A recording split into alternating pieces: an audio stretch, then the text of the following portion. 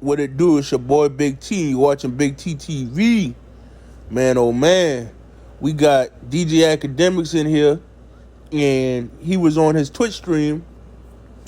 And he was talking about how he feels like, he shows love to people and is not reciprocated. And the two main people I seen him point out in this were Gillie and Wallo and Charlemagne the God. And I was like, and I totally understand why they wouldn't reciprocate the love that you show them. So, okay, for example, he goes on their show or their podcast and they don't come on his, okay? Why would you do that? Why would you do that, Big T? Well, that shows the lack of respect they got for him. That shows you basically a hoe. And why is he? Cause let me say, Akademiks is an intelligent brother, bruh. And I just think in the case with him, all views ain't good views, and all money ain't good money. You know what I'm saying? He's done things, and he's done things to the culture that which pays him. He has no loyalty to it. He has no loyalty to it. Like, think of the people he talking about. Charlemagne the God, who put people in places to win. You know what I'm saying? Putting, people in our culture places to win. Look at the people he brings on the shows.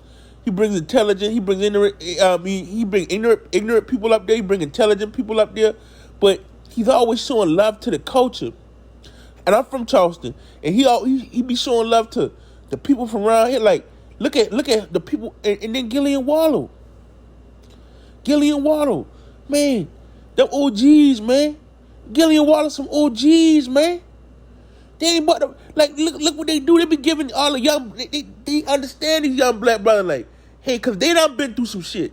They done, they come up in the culture, so they try to, they let them young brothers be themselves. But then they try to slip that game into them too. You feel what I'm saying? You see what I'm saying? So what about Wallo? Okay, Big T. What about DJ Akademiks? Why, man? I know two things off the top of my head that he has done that makes him the sucker that he is. He's uber successful. He's probably, man, I watch him. You know what I'm saying? He is who he is. I can't take that from him. But he is who he is, and I can't take that from him. You know what I'm saying? Good and bad. Like, I think motherfucker telling me, you a fat motherfucker. It's the truth. I can't be mad when a person tell me the truth. And the truth is, you done did sucker things. Okay, Big T, what's some sucker things this man done did? Let's start with the war in Iraq. So, Big T, what's so sucker about what he did on the war in Iraq? Y'all might ask me, okay? I'm just talking like y'all. I'm talking like y'all asking me questions. Okay, the war in Iraq. First of all, you got these brothers who killing each other, going to war, and you dehumanize them. And you know what it is? And this is what it is.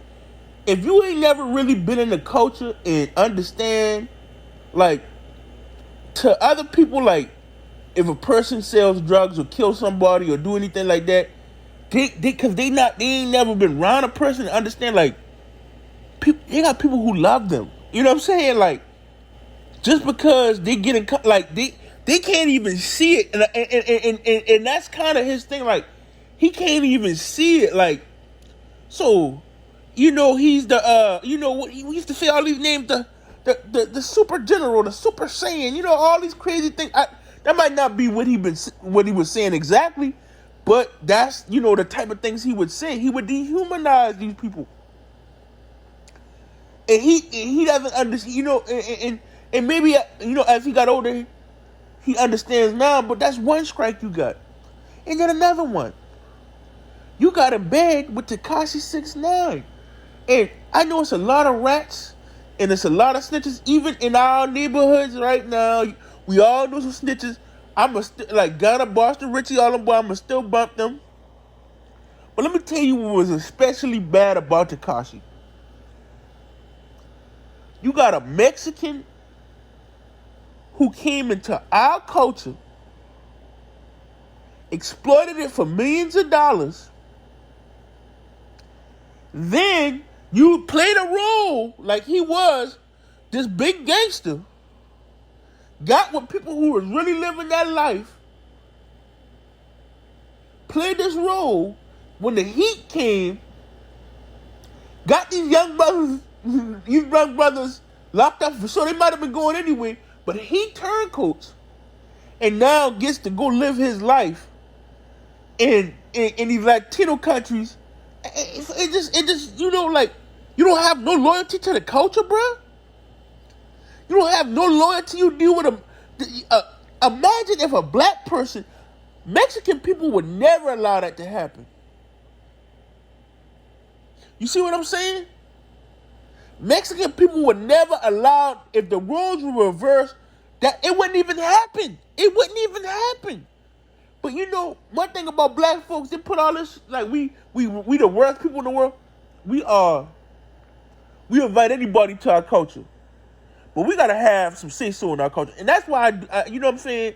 I'm glad I do this, and I ain't got no big voice, and I ain't got no, I don't got no, but I get to let my thoughts out. And you